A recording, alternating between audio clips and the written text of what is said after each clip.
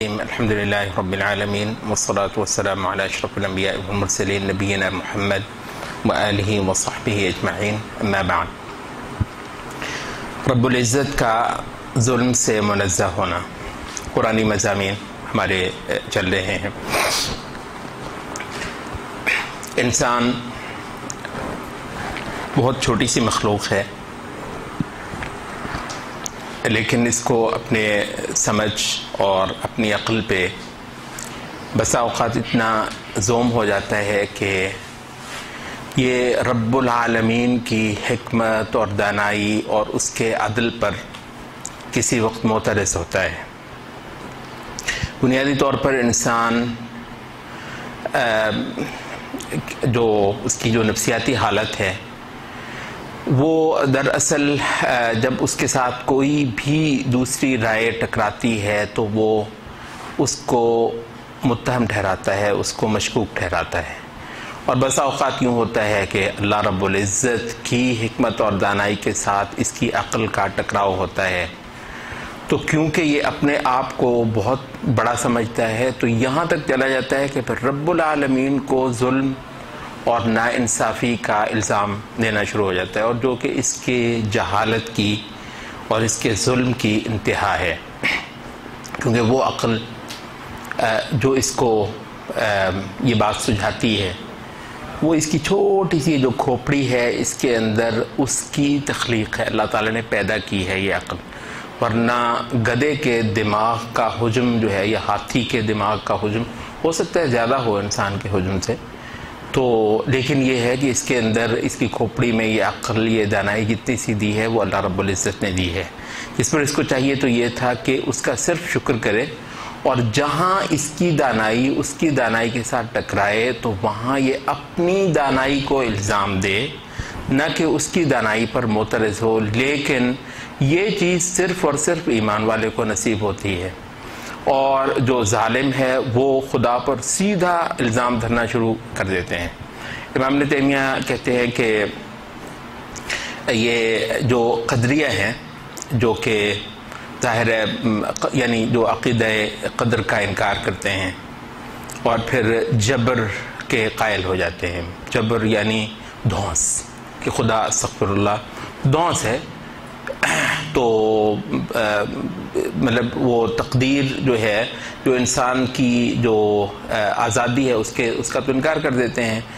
تو اس کے بعد پھر کہتے ہیں کہ جو قدریہ میں سے جو سب سے برا فرقہ ہوا ہے اس کو قدریہ ابلیسیہ کہتے ہیں. قدریہ ابلیسیہ وہ لوگ ہیں کہ جو اللہ تعالیٰ کے کنٹراڈکشن سے استغفر اللہ نکالتے ہیں، اور کہتے ہیں کہ سب سے بڑھ کر یہ ادیبوں اور شاعروں کے اندر پائے جاتے ہیں. قدریہ ابلیسیہ وہ کچھ شعر بھی لے کر آتے ہیں عربی کے جو مجھے اس وقت یاد نہیں ہے، جن کا جو معنی یوں بنتا ہے کہ بھئی وہ جو ہے نا یہ چاند صورتوں کو پیدا کرتا ہے، یعنی خوبصورت عورتوں کو پیدا کرتا ہے، پھر ہمیں کہتا ہے کہ اس کو دیکھیں، ان کو دیکھیں نہیں. وہ پہلے ہمیں پانی میں پھینکتا ہے، پھر کہتا ہے بھیگنا نہیں. تو کیا مطلب ہے اس کا مطلب یہ ہے کہ خدا کے تناقضات، اس کی کنٹراڈکشن جو ہیں وہ نکالنا. تو کہتے ہیں کہ یہ فلاسفہ کا، ادبا کا، شاعروں کا من پسند مشغلہ یہ ہے کہ یہ خدا کی جو کسی وقت تو اس کی تخلیق کے اندر کیڑے نکالیں، اور کسی وقت اس کی شریعت کے اندر کیڑے نکالیں، اور کسی وقت اس کی تقدیر کے اندر کیڑے نکالیں. اور اس کے علاوہ بہت سارے ہمارے علماء نے بھی اس بات کا ذکر کیا ہے کہ یہ یونان اور اس کے بعد پھر رومنز کا پرانا جو ہے نا وہ تھیٹر وغیرہ پہ جو ہے ان کا وہ یہ جو جس کو آپ تفریح کہتے ہیں تو وہ چلتی رہی ہے. کہتے سب سے زیادہ اس میں اگر اس کے مواد کا انالیسس کیا جائے تو وہ جو ہے نا تقدیر کی، جس کو آپ اردو کے ادب میں بھی آپ دیکھیں گے، قسمت کی ستم ظریفیاں. تو سر آپ غور کریں گے ذرا، قسمت کیا ہے؟ قسمت، تقدیر کس کی ہے؟ کون بناتا ہے تقدیر؟ اللہ رب العزت مطلق دانائی کا مالک، ایسا ہی ہے، مطلق حکمت کا مالک. اچھا، جو قسمت ہے وہ مطلق دانائی، علم اور عدل کی سے آئی ہے، ٹھیک ہے، مطلق جو ایبسولوٹ وزڈم ہے، آپ ایبسولوٹ وزڈم، ایبسولوٹ نالج، ٹھیک ہے، اور ایبسولوٹ جسٹس. تو وہ چیزیں ہی اتنی بڑی بڑی ہیں کہ آپ کو کیا پتا بیلنس کہتے ہیں، کیونکہ ہر چیز جو ہے وہ بیلنس ہوتی ہے. ورنہ تو وہ جو استاد جو اسٹوڈنٹ کو کچھ سزا دے رہا ہے، اس کے کان کھینچ رہا ہے، تو وہ دیکھنے کو تو بڑا عجیب لگتا ہے کہ دیکھیں یار یہ کیا کر رہا ہے. لیکن یہ ہے کہ وہ جو بڑی پکچر ہے اس میں اس شاگرد کے کان کھینچنا یا اس کو سزا دینا بے حد صحیح ہے، بے حد ٹھیک ہے. بڑی تصویر کو دیکھیں تو وہ چھوٹی جو انڈسکریپنسی آپ کو جو نظر آتی ہے، جو تناقض نظر آتا ہے یا جو ناہمواری نظر آتی ہے، وہ چھوٹی سی ناہمواری ایک بڑی تصویر میں رکھیں تو بالکل صحیح ہے، فٹ بیٹھتی ہے. اچھا، بڑی تصویر وہ بعض اوقات اتنی بڑی ہوتی ہے کہ آپ انسان، وہ پجی سی مخلوق، وہ اس کو دیکھ نہیں سکتا ہے. مطلب یہی ہے نا، کہتے ہیں کہ وہ ابھی تو یہ گوگل وغیرہ، وہ گوگل ارتھ وغیرہ وہ آپ کو دکھاتے ہیں. اچھا، آپ کو جی چاہ رہا ہوتا ہے کہ آپ خاصا بڑا ویو دیکھیں. اچھا، جب آپ خاصا بڑا ویو کر لیتے ہیں تو وہ اتنا وسیع ہے کہ آپ کو چیزیں نظر نہیں آتی. اچھا، پھر آپ چاہ رہے ہوتے ہیں کہ چیزیں دیکھ لیں. ہاں، جب وہ چیزیں دیکھنے کے لیے آپ وہ زوم بڑھاتے ہیں اس کا، اور چیزیں آپ کو نظر آنے لگ جاتی ہیں تو وہ چھوٹی سی چیز ہو جاتی ہے، آپ کو بڑا نہیں آتا. جب بڑا کرتے ہیں تو چیزیں گم ہونا شروع ہو جاتی ہیں آپ کی نظر سے، اور جب چیزیں دیکھنے شروع ہو جاتی ہیں تو بڑا ویو غائب ہو جاتا ہے. یہ تو آپ کی حیثیت ہے، یہ تو آپ کی جو لمیٹیشن ہے، یہ تو آپ کی حدود ہیں. تو یہ صاحب جو ہیں، یہ اردو کی ہمارا، کیونکہ اردو کا ادب بھی بہرحال انہی سے ہے، تو وہ کہتے ہیں جی کہ تقدیر کی ستم ضریبیں. تو کہتے ہیں یہ جو ان کا جو تھیٹر رہا ہے اس میں سب سے من پسند جو موضوع رہا ہے، سب سے زیادہ جو سسپینس کریٹ کرتا ہے، جو ایکسائٹمنٹ کریٹ کرتا ہے، جو سب سے زیادہ انٹرسٹ جو ہے نا وہ ڈیولپ کرتا ہے دیکھنے والے کا، تو وہ یہ ہے کہ تقدیر کے ظلم جو ہے اس میں وہ کہ تو ٹریجڈی بنیادی طور پہ ان کی وہ ہوتی ہی یہ ہے کہ قسمت جو ہے نا کچھ ان پڑھ، کچھ ظالم، کچھ بیہودہ خداؤں کی جو ہے نا کارگزاری ہے. پتہ نہیں کس کے ہاتھ میں آئی ہوئی ہے یہ پوری کائنات. وہ کچھ بے وقوف قسم کے خدا ہے، اور پورے خانوادے ہیں نا اصل میں. یہ تو اصل میں جہاں سے یہ آیا ہے اور آپ کا ادب اس وقت کا جہاں سے انسپائر ہوا ہے، تو وہ تو پیچھے کہیں اور سے ہیں. تو وہ تو ایک خدا بھی نہیں ہے، وہ پورے خداؤں کا خاندان ہے. اور وہ جتنے خباثتیں انسانوں میں پائی جا سکتی ہیں، وہ عشق بھی اور حسد بھی اور ایک دوسرے کے خلاف سازشیں بھی، لیگ پولنگ بھی، اور دوسرے کو خراب کرنا بھی، اور وہ جو بغض اور کینہ اور سارا کچھ، وہ جتنے عیب انسانوں میں ہو سکتے ہیں نا، وہ اتنے عیب ان کے خداؤں میں پائے جاتے ہیں. ان کی دیومالا پڑھے نا کبھی، ان کی وہ جو ساری میتھولوجی ہے، تو وہ سارے کے سارے ان خداؤں کا بٹوارا ہے، ان کے ہاتھوں میں کچھ آیا ہوا ہے. تو بڑے ہی بےہودہ خدا ہے، وہ بڑے ہی احمق اور بے وقوف قسم کے خدا ہے معاذ اللہ. تو وہ پتہ نہیں کیا کچھ کرتے ہیں، تو وہاں سے قسمتیں پھوٹتی ہیں. تو قسمت ایک بےہودگی کا نام ہے، اس کا کوئی اصول نہیں ہوتا ہے. کسی کو کچھ مل جاتا ہے، کسی کو کچھ مل جاتا ہے. یہ مال دولت سے مالا مال ہو گیا ہے، اس کی کوئی حیثیت نہیں تھی. وہ اتنا پڑھا لکھا ہے، سمجھدار ہے بیچارہ، خالی پھرتا ہے، جوتے گھساتا اور غربت کا جو ہے. تو یہ کیا قسمت ہو؟ تو مطلب ہے کہ یہ بے شمار انداز میں آپ دیکھ لیجئے کہ تخلیق، خدا کی تخلیق سے لے کر خدا کی شریعت اور خدا کی تقدیر، ٹھیک ہے، ان ساری کے اندر ظلم کی نشاندہی کرنا. تو یہ بنیادی طور پر، اور یہ تخلیق کس کی ہے؟ سب سے پہلے ابتدا کس کی ہے؟ ہمارے پاس دو کیریکٹرز آتے ہیں. ایک ہے آدم علیہ السلام کا، غلطی کی تو ہاتھ اٹھائے کہنے کہ ربنا ظلمنا انفسنا. ظلم کس نے کیا؟ تو نے یا میں نے؟ ربنا ظلمنا انفسنا. وہ یونس علیہ السلام، لا الہ الا انت سبحانک، تو ہے پاک، انی کنت من الظالمین، ظلم کیا میں نے. اللہ کو بہت ہی پسند آتا ہے یہ، واقعاً صحیح ہے. مطلب وہ ذات ہے اور یہ تو بیچارہ یہ انسان ہے. تو دوسری طرف ابلیس ہے، کہتا ہے کہ انا خیر من خلقتنی. تو مطلب خدا کا تناقض، خدا کا تعارض اور کنٹراڈکشن سب سے پہلے کس نے نکالا؟ ابلیس نے نکالا کہ تیری تو بات ہی غلط ہے، تیرا تو حکم ایسے کیسے دیتا ہے، سمجھ نہیں رہا ہے تو میں کون، یہ کون، تو کیا ہو کیا گیا تجھے؟ یعنی یہ ہے کہ مطلب جو نادانی تھی یا جو ظلم تھا اس کی نسبت اس نے اپنی طرف نہیں کی بلکہ اس کی نسبت اس نے خدا کی طرف کر دی۔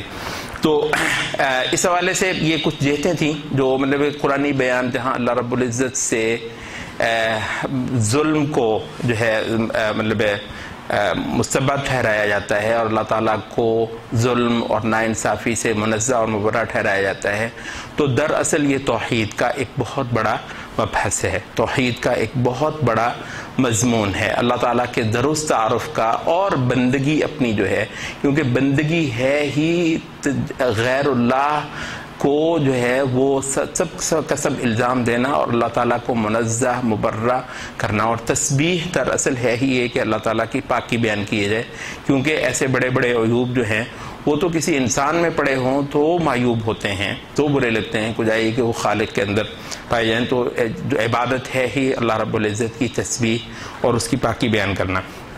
تو بہرحال اب ہم یہ کچھ قرآنی مقامات دیکھتے ہیں۔ سورۃ یونس، ان اللہ لا یظلم الناس شیئا ولکن الناس انفسهم یظلمون، اللہ تعالیٰ تو کچھ بھی ظلم نہیں کرتا ہے انسانوں پر، مگر یہ تو انسان ہیں جو ظالم خود اپنے اوپر ظلم کر رہے ہوتے ہیں۔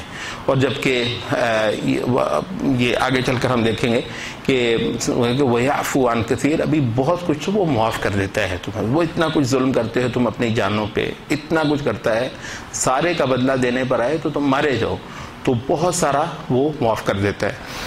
اچھا، سورۃ البقرہ میں وَاتَّقُوا يَوْمًا تُرْجَعُونَ فِيهِ إِلَى اللَّهِ، یہ سود وغیرہ کے احکام اور اس پر شدید سخت بات کرنے کے بعد فرمایا کہ ڈر جاؤ اس دن سے جب تم لوٹ کر لائے جاؤ گے اللہ رب العزت کے ہاں، ثُمَّ تُوَفَّى كُلُّ نَفْسٍ مَا كَسَبَتْ، پھر ہر نفس کو جو اس نے کمایا ہے وہ پورا دے دیا جائے گا، اس سے بڑھ کر کچھ نہیں ہے، وَهُمْ لَا يُظْلَمُونَ، اور ان پر ظلم نہیں کیا جائے گا۔ اچھا، اللہ تعالیٰ کا یہ جو ایبسلوٹ جسٹس ہے، جس کا اصل نظارہ کب ہونا ہے؟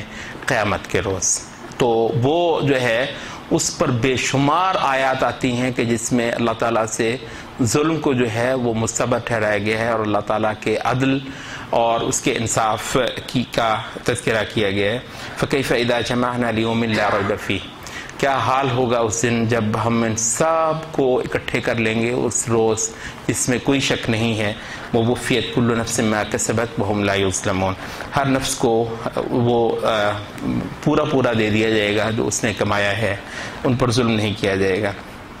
تِلْكَ آیاتُ اللَّهِ نَتْلُوهَا عَلَيْكَ بِالْحَقِّ، یہ آیات ہیں جن کو ہم تجھ پر حق کے ساتھ تلاوت کرتے ہیں۔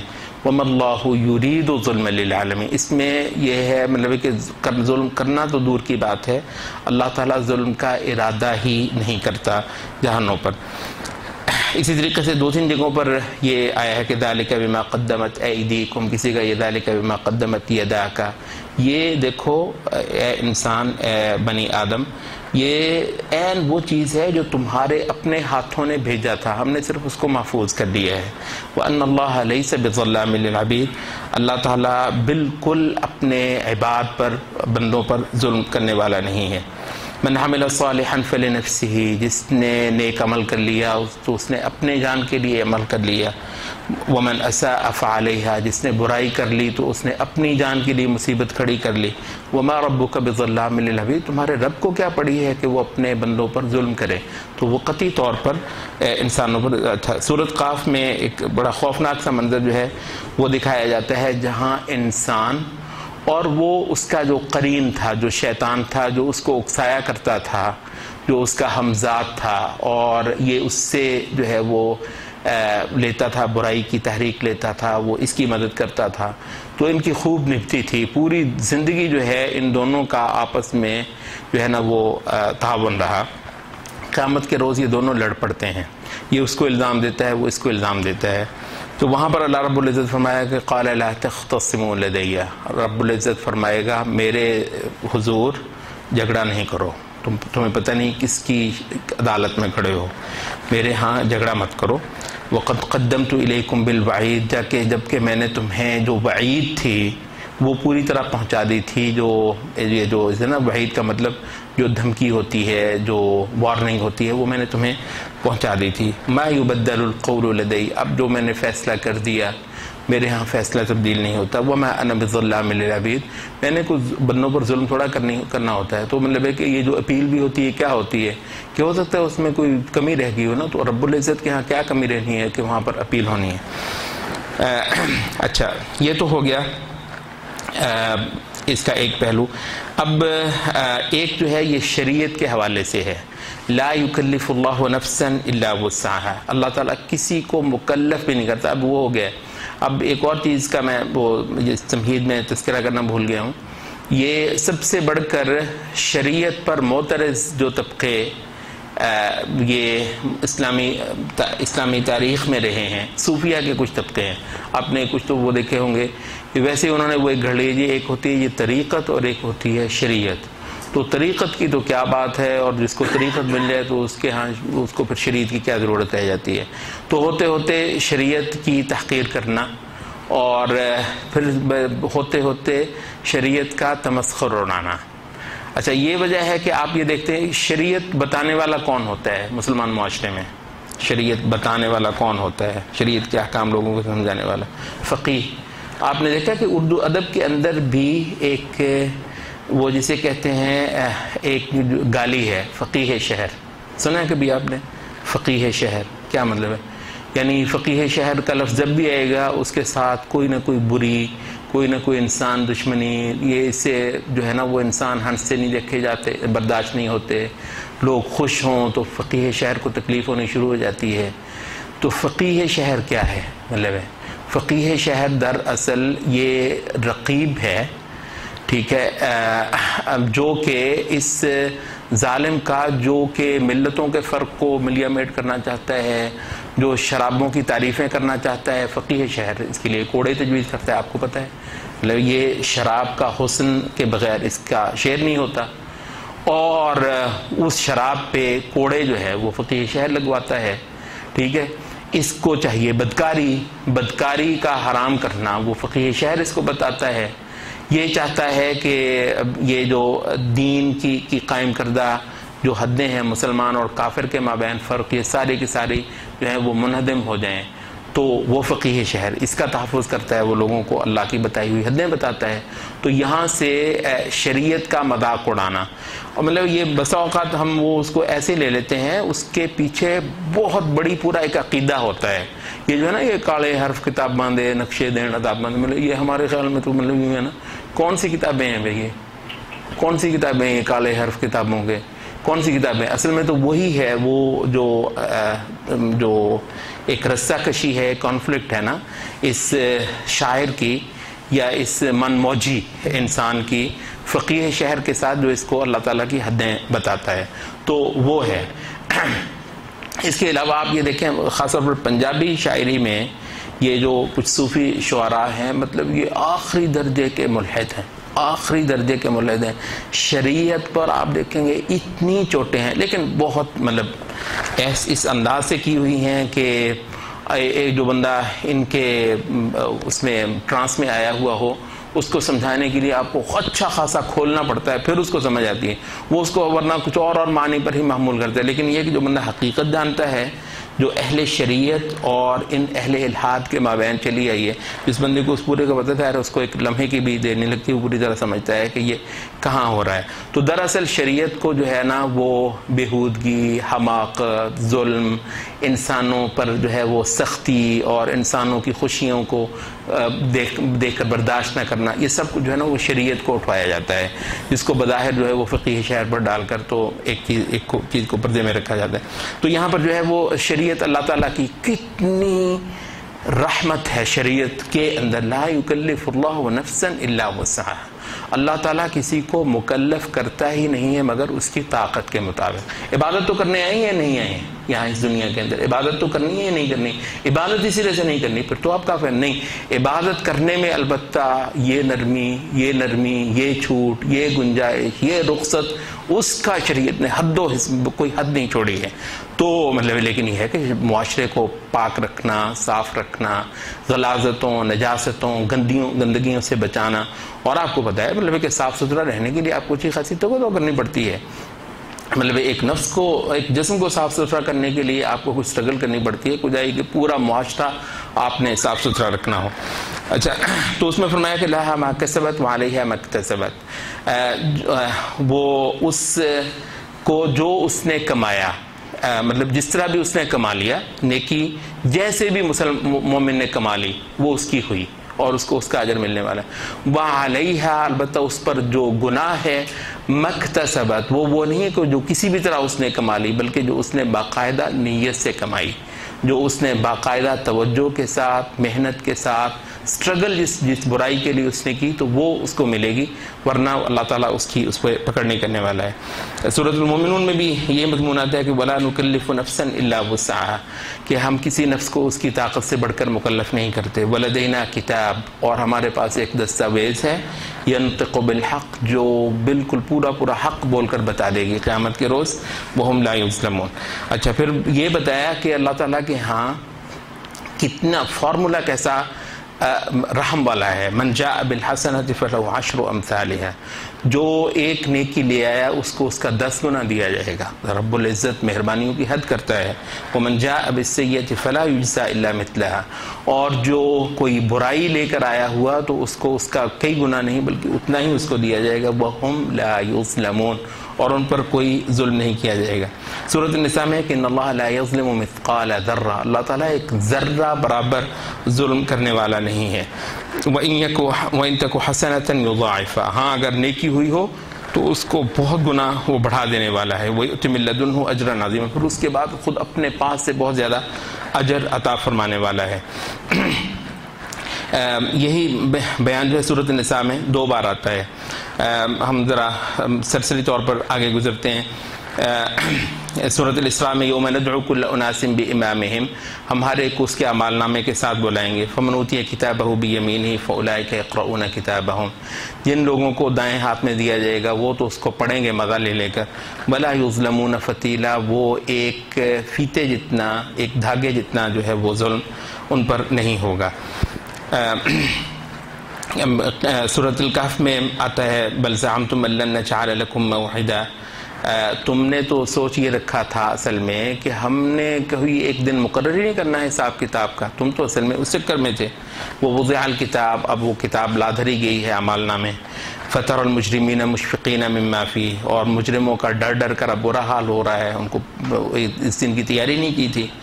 وَيَقُولُونَ مَا لِهَذَا الْكِتَابِ لَا يُغَادِرُ صَغِيرَةً وَلَا كَبِيرَةً، یہ اس کتاب کو کیا ہے کہ نہ یہ کوئی چھوٹی چیز چھوڑتی ہے نہ بڑی چیز، مگر اس کے اندر محفوظ کیا ہوا ہے۔ وَوَجَدُوا مَا عَمِلُوا حَاضِرًا، اب وہ دیکھتے ہیں کتاب میں جو کچھ انہوں نے کیا تھا اس کتاب کے اندر موجود ہے۔ وَلَا يَظْلِمُ رَبُّكَ أَحَدًا، تمہارے رب نے تو کوئی ظلم نہیں کیا ہے، وہ جو تم نے کیا تھا وہ اس کتاب میں لادرا گیا ہے، ہمارے کارندے تھے محفوظ کرتے آ رہے تھے، تو وہ تم نے جو نکلا تم نے حساب اس دن کا وہ تیاری نہیں کی تھی، اس کا تصور بھی جو ہے وہ نہیں رکھا تھا۔ یہی چیز جو ہے وہ آپ خود دیکھ لیجیے گا سورۃ مریم، سورۃ طٰہٰ میں یہ مضمون تقریباً تھوڑے فرق کے ساتھ چلتا جا رہا ہے۔ سورۃ الانبیاء میں بہت ہی خوبصورت بیان ہے اور خوفناک بھی ہے۔ وَنَضَعُ الْمَوَازِينَ الْقِسْطَ، ہم بالکل انصاف کے ترازو اس دن نصب فرما دیں گے۔ لیوم القیامہ، قیامت کے روز، فلا تظلم نفس شیئا، کوئی نفس اس دن اس پر ظلم نہیں کیا جائے گا۔ وَإِن كَانَ مِثْقَالَ حَبَّةٍ مِّنْ خَرْدَلٍ، اگر رائی کا ایک دانہ بھی ہوا، أَتَيْنَا بِهَا، ہم اس کو لا دھریں گے آدمی کے پاس۔ وَكَفَى بِنَا حَاسِبِينَ، اور ہم بہت کافی ہیں حساب کرنے میں، کوئی ہم جیسا البتہ حساب نہیں کرتا ہے۔ اچھا، یہ سورۃ یاسین میں یہ قبریں پھٹتی ہیں، سور پھونکا جا رہا ہے، قبریں پھٹتی ہیں، اٹھ کر وہ ہڑبڑاتے ہوئے، اور ہال کے اندر قالوا یا ویلنا من بعثنا من مرقدنا، کس نے ہمیں ان یہ سونے کی جگہوں سے اٹھا کھڑا کیا ہوا ہے۔ ما وعد هذا ما وعد الرحمن وصدق المرسلون، یہ ہے جو رحمان نے وعدہ کیا تھا اور رسولوں نے جو سچ بولا تھا۔ ان كانت الا صيحة واحدة، ایک ہی وہ کڑک ہے فَإِذَا هُمْ جَمِيعٌ لَدَيْنَا مُحْضَرُونَ، سب کے سب ہمارے سامنے آ کھڑے ہوئے. فَالْيَوْمَ لَا تُظْلَمُ نَفْسٌ شَيْئًا، آج کسی نفس پر ظلم نہیں کیا جائے گا. وَلَا تُجْزَوْنَ إِلَّا مَا كُنْتُمْ تَعْمَلُونَ، تمہیں ہرگز بدلہ نہیں دیا جائے گا مگر اسی چیز کا جو خود تم نے کر رکھا ہوا ہے. اچھا، یہی چیز جو ہے سورۃ غافر کے اندر بھی آتی ہے. اچھا، ایک مضمون جو ہے وہ یہ جو دنیا میں جو عذاب آتے ہیں ان کے حوالے سے سورۃ الانعام، سورۃ ہود، سورۃ قصص میں ملتا جلتا ایک بیان ہے، لیکن دونوں میں جہتیں مختلف ہیں. سورۃ الانعام میں آتا ہے ذَلِكَ أَن لَّمْ يَكُن رَّبُّكَ مُهْلِكَ الْقُرَىٰ بِظُلْمٍ وَأَهْلُهَا غَافِلُونَ. دیکھو، تمہارا پروردگار بستیوں کو یوں ملیا میٹ نہیں فرما دیتا، عذاب تو آئے ہیں دنیا کے اندر، یوں ملیا میٹ نہیں فرما دیتا ظلم کے ساتھ جبکہ اس کے جو باشندے ہیں وہ غفلت میں ہوں، غافل ہوں. مراد یہ ہے کہ ہم ان کو پوری طرح ایجوکیٹ کرتے ہیں، ایجوکیٹ کرنے والے بھیجتے ہیں، بڑی دیر تک وہ ان کو سمجھاتے رہتے ہیں، انذار کرتے رہتے ہیں. یہ جو انبیاء ہیں، کتابیں ہیں، آخر اس کے بعد پھر یہ ہوتی ہے کہ حجت پوری ہوتی ہے تو پھر ہم بستیوں کو اٹھاتے ہیں، ورنہ یوں نہیں کہ ان کو پتہ ہی نہیں چلا اور ہم نے بستیوں کی بستیاں یوں ملیا میٹ کر ڈالیں. تو یہاں پر ایک تو ہے وہ جو غفلت، جو کہ وحی کے انذار کے بغیر جو ایک غفلت پائی جاتی ہے، اس کا ذکر ہے. سورۃ ہود میں یہی مطلب بیان ہے، لیکن آخر میں لفظ وَمَا كَانَ رَبُّكَ لِيُهْلِكَ الْقُرَىٰ بِظُلْمٍ، تمہارا پروردگار ایسا نہیں ہے کہ وہ بستیوں کو ملیا میٹ کر دے ظلم کے ساتھ. وَأَهْلُهَا مُصْلِحُونَ، اس حالت میں کہ اس کے اہل اصلاح کرنے میں لگے، اس کے باشندے تو لگے ہوں اصلاح کرنے میں اور ہم ان کو ملیا میٹ کر دیں. اس وجہ سے کہتے ہیں کہ کسی بھی بستی کے اندر مصلحین کا پایا جانا اس کے لیے سیفٹی والو ہے، اس کے لیے مطلب حفاظتی بند ہے. تو جب کسی بستی میں اصلاح کرنے والے ختم ہو جائیں گے تو البتہ اس پر جو ہے وہ اللہ تعالیٰ کا عذاب آ سکتا ہے. سورۃ القصص میں یہ ہے کہ کتنی ہی بستیاں ہیں جنہوں نے بہت زیادہ اپنی جو معیشت جو ہے اس کا انہوں نے دکھاوا کیا اور اس پر انہوں نے تکبر کیا اور فخر کیا، اترائے وہ، تو ہم نے ان پر عذاب بھیجا. وَمَا كَانَ رَبُّكَ مُهْلِكَ الْقُرَىٰ حَتَّىٰ يَبْعَثَ فِي أُمِّهَا رَسُولًا. ہم اللہ تعالیٰ تمہارا پروردگار بستیوں کو تباہ کرنے والا نہیں ہے جب تک کہ ان بستیوں کے کسی بڑے مرکز میں فی امہا، کسی ام القریٰ میں ایک رسول نہ بھیج دے. یتلو علیہم آیاتنا، جو کہ ان پر ہماری آیتوں کو پڑھے. وما کننا مہلک القریٰ الا واہلها ظالمون، اور ہم کبھی بستیوں کو برباد کرنے والے نہیں جبکہ سوائے اس وقت جب وہ اس کے باشندے ظلم کرنے لگیں. اچھا، اس کے بعد مسلمانوں کو بھی ایک چیز جو ہے وہ کہی گئی. اب یہ دیکھیں یہ جو ظلم نہ ہونا کس جگہ پر ذکر ہوا؟ سورۃ الانفال میں، جہاں پر مسلمانوں کو اسلحے اور گھوڑے تیار کرنے کا حکم دیا جاتا ہے، اس آیت کے اندر یہ بات بھی ذکر کی جاتی ہے. وَأَعِدُّوا لَهُم مَّا اسْتَطَعْتُم مِّن قُوَّةٍ وَمِن رِّبَاطِ الْخَيْلِ تُرْهِبُونَ بِهِ عَدُوَّ اللَّهِ وَعَدُوَّكُمْ. ترجمہ آپ سمجھتے ہی ہیں. وَآخَرِينَ مِن دُونِهِمْ لَا يَعْلَمُونَهُمْ اللَّهُ يَعْلَمُهُمْ. تو وَمَا تُنْفِقُوا مِن شَيْءٍ فِي سَبِيلِ اللَّهِ يُوَفَّ إِلَيْكُمْ، یہ جو گھوڑے، یہ جو تلواریں، نیزے، برچھے، یہ میزائل، یہ سارا کچھ جو ہے حاصل کرنے کے لیے تم جو انفاق کرو گے، یوفا الیکم، یہ تم کو پورا پورا لوٹا دیا جائے گا. وانتم لا تظلمون، تم پر ظلم نہیں کیا جائے گا. تو مطلب تمہارا جو ہے حق جو ہے وہ نہیں مارا جائے گا. تو دراصل مطلب یہ ہے کہ دنیا کے اندر بھی تم اللہ راہ کے راستے میں جہاد فی سبیل اللہ کے لیے جو انفاق ہوگا، اس کو دنیا میں بھی اللہ تعالیٰ تمہیں کمپنسیٹ کرے گا. تمہیں جو عزت ہونا، تمہاری عورتوں کی عزتیں محفوظ ہونا، تمہارے بچوں کا دیکھ لیں مطلب جو ہو رہا ہے، مطلب بندہ خون کے آنسور ہوتا ہے جو بے بسی ہے. تو اللہ کہتا ہے کہ تم جو اپنے اسلامی دفاع کے لیے جو انفاق کرو گے، جو خرچے کرو گے، یہ تمہیں لوٹا دیا جائے گا. مطلب ہے کہ آخرت میں بھی اس کے لوٹانے کا ایک طریقہ ہے جو اللہ رب العزت نے اجر دینا ہے، اور دنیا میں بھی، اور تمہارا حق نہیں مارا جائے گا. اللہ تعالیٰ یہ مطلب یہ اپنے لیے نہیں کروا رہا ہے، یہ سارا کچھ یہ خود تمہارے ہی لیے کروا رہا ہے. تو یہ چند ایک مقامات تھے جو ہم نے، اس کے بعد بھی کچھ آیات ہیں لیکن ہمارے پاس وقت کم ہے تو ان چیزوں کو آپ پڑھ لیجئے گا۔ تو یہ مختلف جہتیں ہیں، ہم نے دیکھا کہ تقدیر کے معاملے میں بھی، تاریخ کے معاملے میں بھی، بستیوں کو دنیاوی عذاب دینے کے معاملے میں بھی، اخروی عذاب دینے کے معاملے میں بھی، اخروی حساب کے معاملے میں بھی، اور خود اللہ رب العزت کو جاننے اور پہچاننے اور اس کی صفات سے متعلق بھی ہر معاملے میں اللہ رب العزت سے ظلم کی نفی کی گئی ہے۔ ممکن نہیں کہ اللہ رب العزت انسان کو یہ شعور دے کہ انسان تو کہے کہ یہ ظلم بری چیز ہے، مگر معاذ اللہ تعالیٰ وہ کرے، جبکہ وہ مطلق علم اور دانائی کا مالک ہے، اور اسی نے اتنا سا علم اس انسان کو بھی دیا ہے جس کے دم سے اس کو یہ ظلم، ناانصافی کا اور عدل کا اور انصاف کے فرق کا پتہ چلتا ہے۔ تو یہ ایک عجیب و غریب بات ہے کہ یہ انسان چھوٹا سا ہو کر اللہ رب العزت کے بارے میں تو سوچے اور اپنے بارے میں سمجھے کہ نہیں میں تو ظلم نہیں کرتا ہوں، لیکن خدا کے بارے میں اس بات کا امکان تسلیم کرے۔ اقول قولی ھذا واستغفر اللہ۔